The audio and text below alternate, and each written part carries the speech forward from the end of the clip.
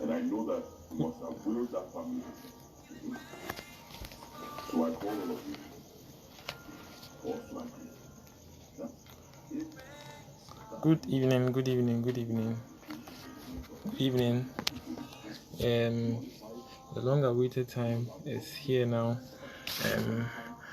We'll be discussing a condition called Bell's palsy. Bell's palsy. Bell's palsy. Yes. So we just want to run out the various outline for the presentation. So we'll talk about the description, talk about the discovery, who brought about it, and then the causes, the incidents, the signs, the symptoms, the statistics, that is so far how it has occurred. Talk about the risk factors, that is what predisposes us to the condition, and talk about the diagnosis, how we can tell that someone has the condition called Bell's palsy, the treatment, both early and then, if it's worst case, the surgical means. Okay, so we're just going to talk about it. So Bell's palsy is a condition that affects mainly the facial muscles. There are other types of palsies. We have facial palsy and we have Bell's palsy. So first of all, what is palsy? So a palsy is generally a weakness in a part of the body. So when you take facial palsy, means weakness in the facial muscles.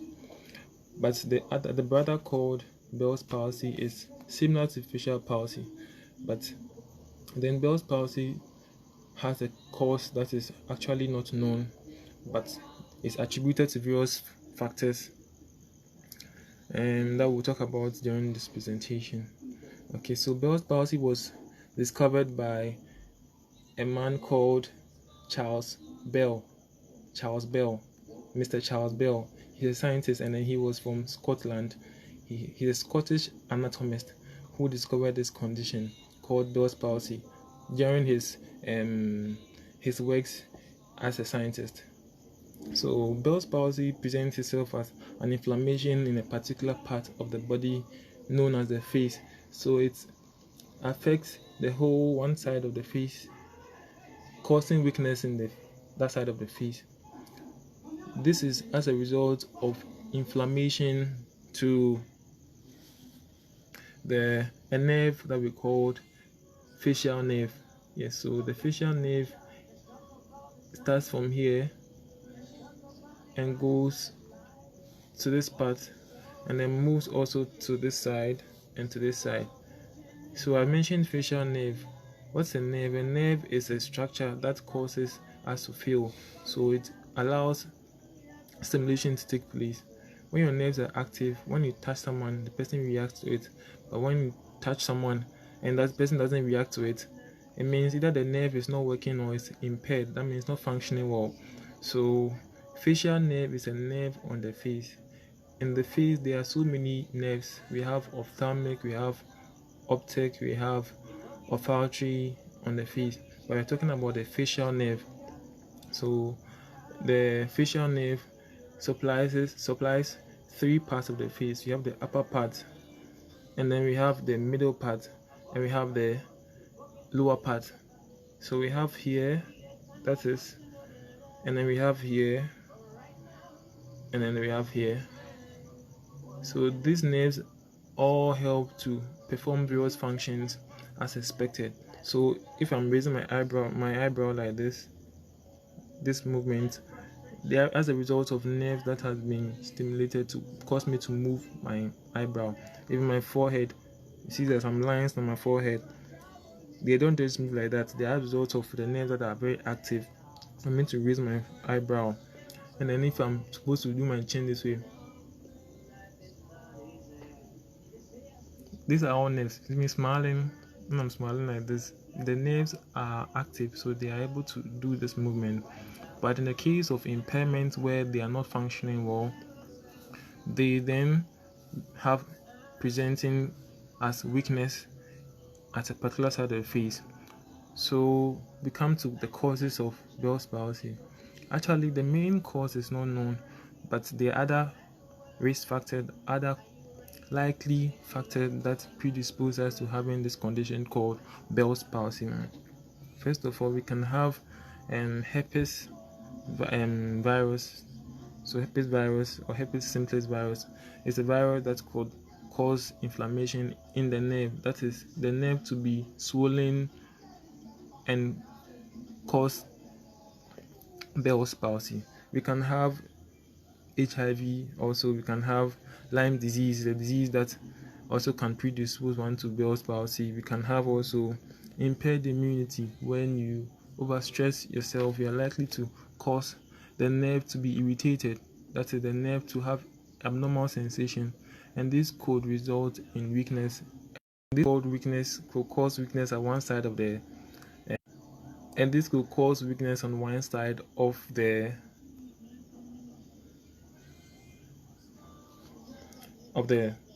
face. That's the muscles on the face. Sorry for the interruption. On the face. So we have presenting of muscle weakness, not being able to perform movement on one side of the face. So the nerve, as we talked about, it starts from here and goes round to this side, and then goes round also to this side, and goes round to this side. So these are the three main nerves that goes like this. So you have them like this. But there are small nerves also that run through to the eyebrow to cause the eyebrow to raise, to cause us to move the nose like this. Yes, so these ones are small, but they also perform functions to help us to perform movement in the face. Okay, so in the case where there is inflammation at the main nerve, that is the facial nerve, it will cause the nerve to lose sensation, that is inability to transmit information directly to the source where the movement is supposed to perform.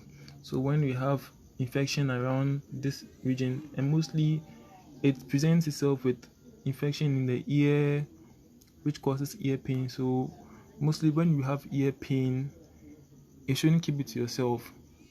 It could likely be an infection in the ear, and this could also present itself in Bell's palsy, infection which has no known cause.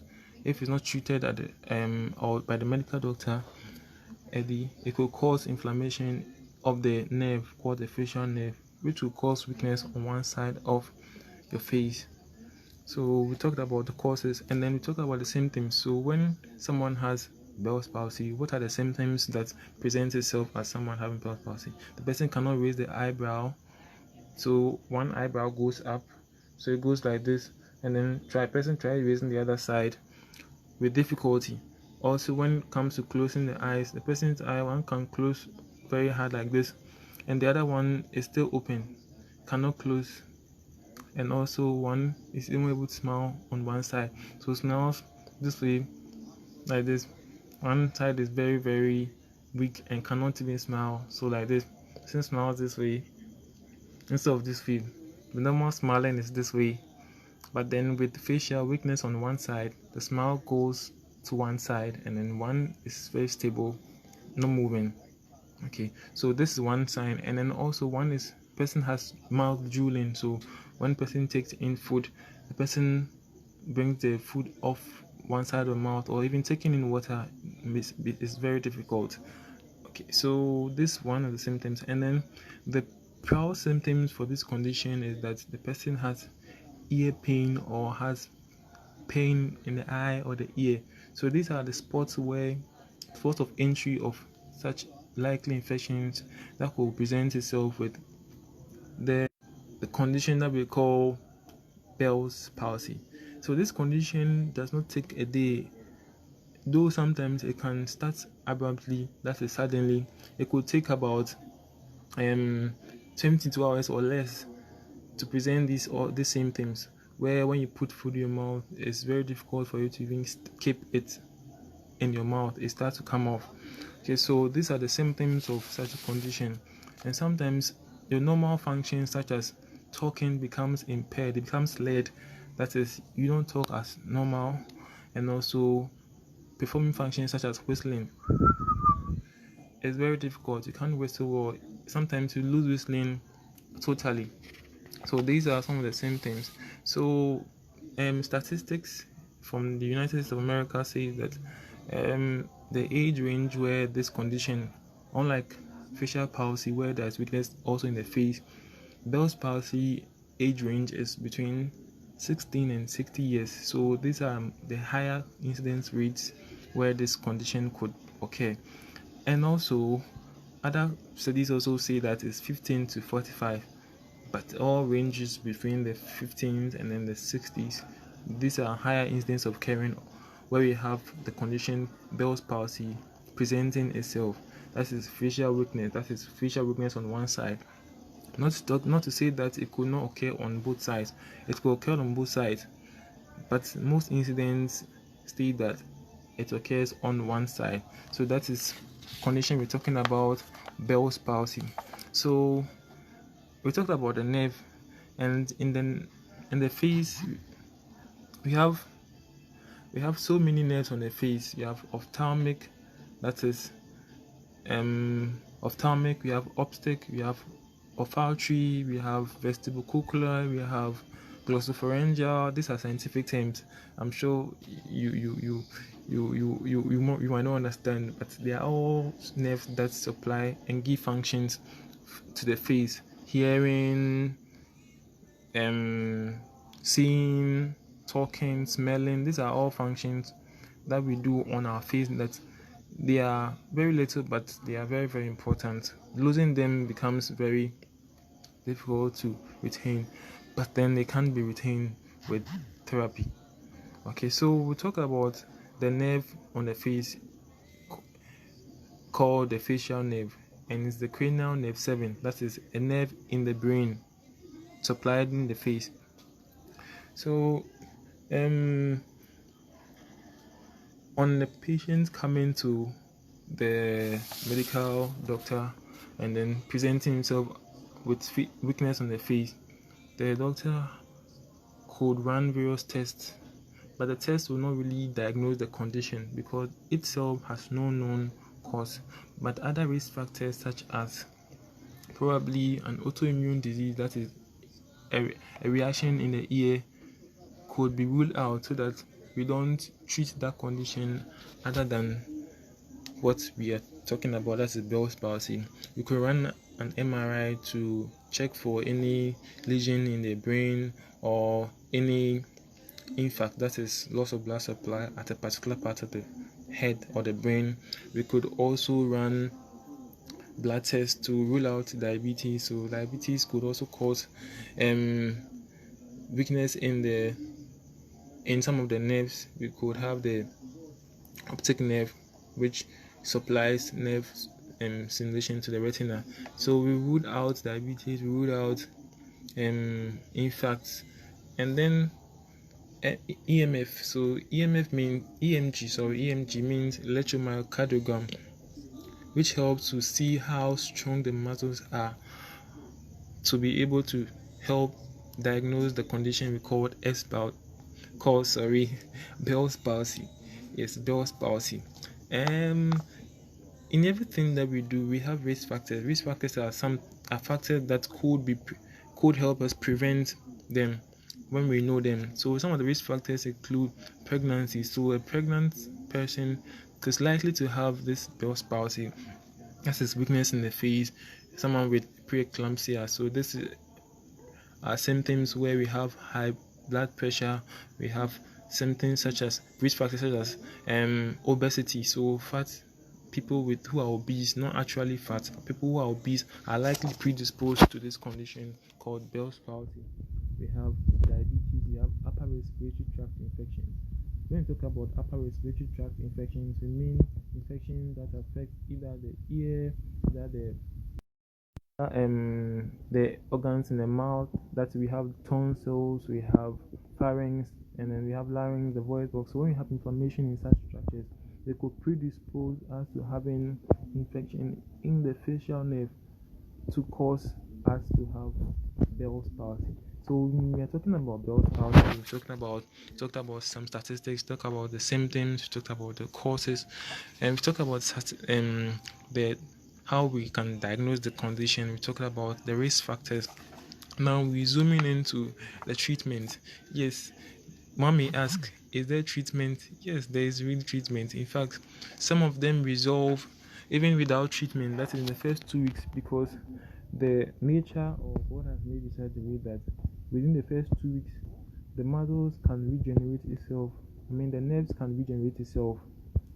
And then if there's any loss of blood supply to the muscles in the face, they could get the energy back to be able to perform their functions, such as eating, such as raising the eyebrows, such as smiling, such as whistling, such as performing various movements. So we could have the functions return back to normal.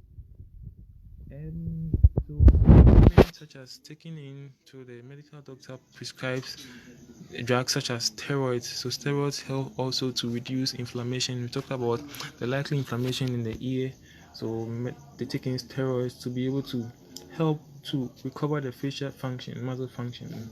Also, we talked about pain in the ear. So the likely pain in the ear or the eyes or the facial muscles could be resolved by taking in pain reliefs such as analgesics. When we talk about analgesics, we mean either paracetamol, also called acetaminophen. We talk about ibuprofen. We talk about various medications, paracetamol.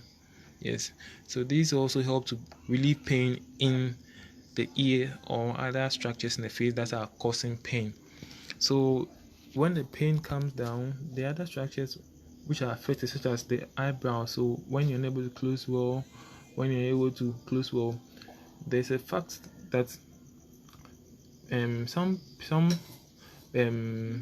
patients tend to have eye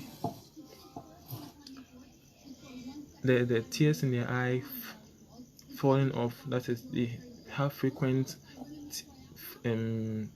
they frequently have tear glands, that is tears coming out of their eyes, and then these could be resolved by taking in eye drops to be able to help to reduce any likely infection that could enter the eye and worsen the condition.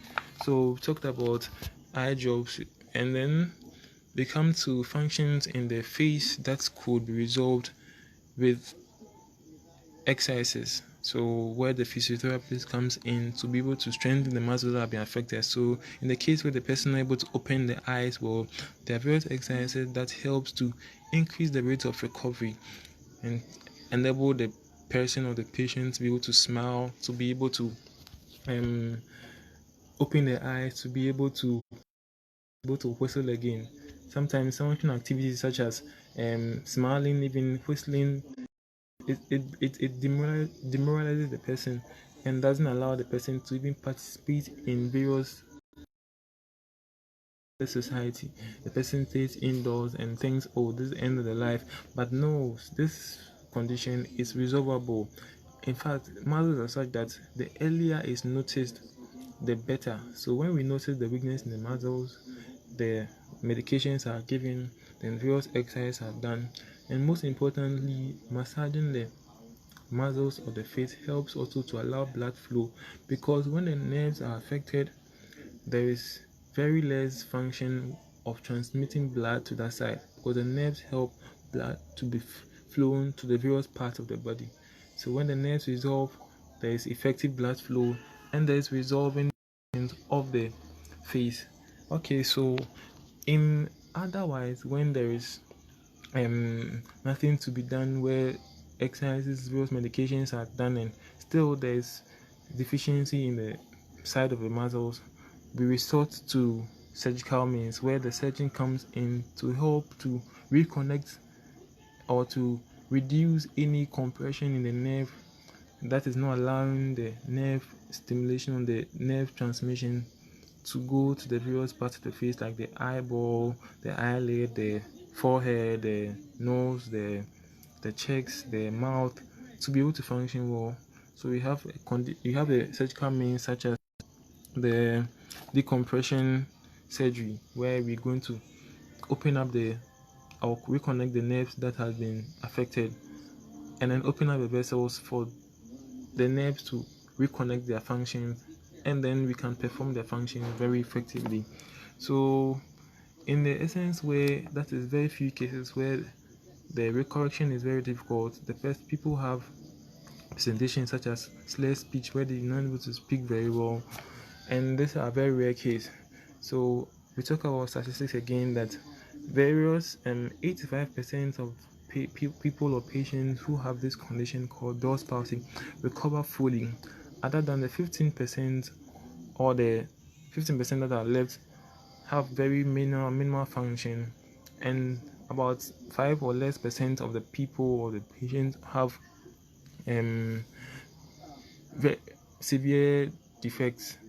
So this is how far we've come. We've talked about the condition called Bell's palsy. We've talked about the causes. We've talked about who discovered it. His name is Charles Bells. He's a Scottish anatomist who discovered this condition. We talk about the presentation. We talk about the causes. We talk about the signs and symptoms. We talk about the statistics, where we have about 40,000 Americans in a year having this condition. It is resolvable in the first 3 days. When you notice this condition, there's a very high likelihood of returning function on the face, very normal. Inability to smile, inability to raise the eyebrow, inability to open the eyes, inability to even hear well, that is pain in the ear, is resolved in the 2 weeks interval. Severe conditions could take about 3 months to 6 months, and majority of the cases, more than 85% of the cases, resolve fully. And so this is how far we've come. We talk about the I'm glad that we all listened to the presentation, and I didn't have any questions, but if you have any questions, you can ask. Talk about Bell's palsy, and then the prognosis, that is what how far you can recover, is very, very high. So thank you very much for your time, and the next presentation will be sent on the platform, and I believe that we all have a very good time. Thank you very much. Okay, so I didn't talk about the exercises. Let me just mention, we have called kinesitape. So this is a kinesitape. You can plaster it on your face to be able to also help to stimulate the muscles in the case where there is very severe function defect. So we do it this way. So we take the tape like this, and then we move it this way. So we take the tape this way. So this is a tape, and then we get to the part that is affected here and put it here, and then move it round like this.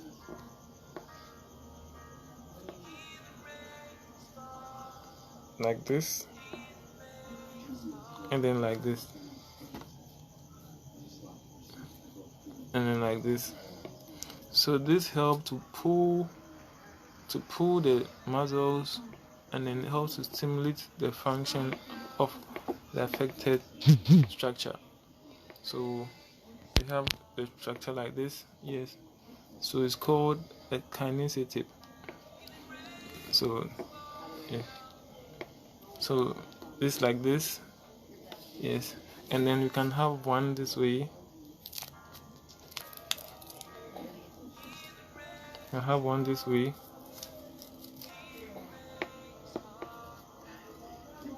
And have one this way.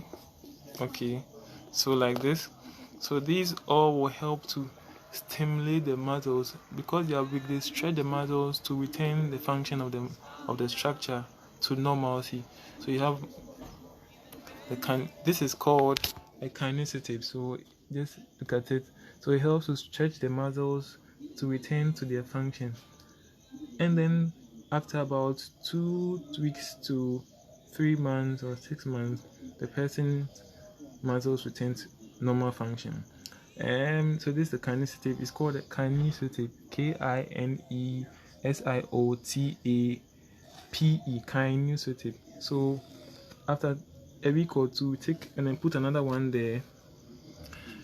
This helps to retain function of the muscles. Thank you very much. Have a blessed evening. We love you. Take care. Bye.